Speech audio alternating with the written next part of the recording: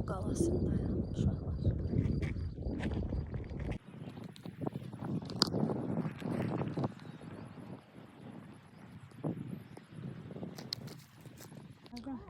Hədəf bu yerlərdən qalxıb o qalanın başına çıxmaqdır. Kameradan az görünür, amma bir xeyli dağın təpəsidir. Dağ keçiləridir. Adamı vurar bunlar, qorxuram yama.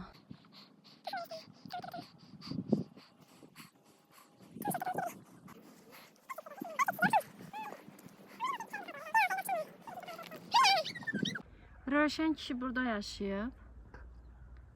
Bu Rövşən kişinin arvadıdır. Prosta burada yaşayan Rövşən kişi yok. Niyar burada yaşayıb. Buraları süpürüb silirmiş yəqin. Öyüm deyib. Bu təpəliklərin altı deyilənə görə tədqiq olunmayan mağaralardır. Dəlilərin, Koroğlunun dəlilərin yaşadığı mağaralardır. Bax, birinin məsələn görünür. Buradan girişi var.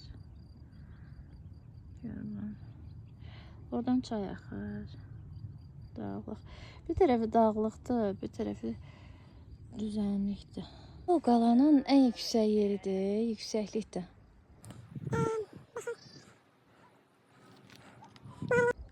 Bu yüksəkliyi biz təqribən 40 dəqiqəyə çıxmışıq. Bizim maşındakı görünmür hətta, bax, oradakı balaca ağ maşın. Yəni oradan bura qədər qalxmışıq. Çox təhlükəli keçid yolları var. Yol demək olmaz buna. Həddindən artıq təhlükəlidir. Yəni adamın ayağının altından bir dənə daş getsə,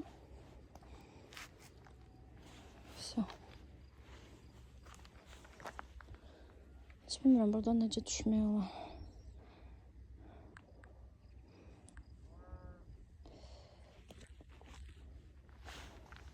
Mesela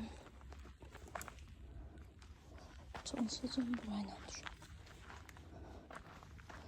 Son dövrlər nə qəzalar yaşayıramsa hamısı kameranın açıq olur deyən qeydinə düşür. Burada ümid edirəm ki, elə bir qəza yaşamar. Çox yüksəkdir.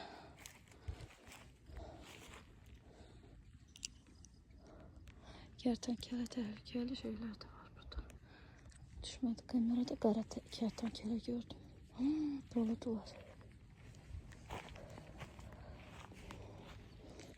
Bunda herhalde bunların ərazisidir də biz gəlmişik.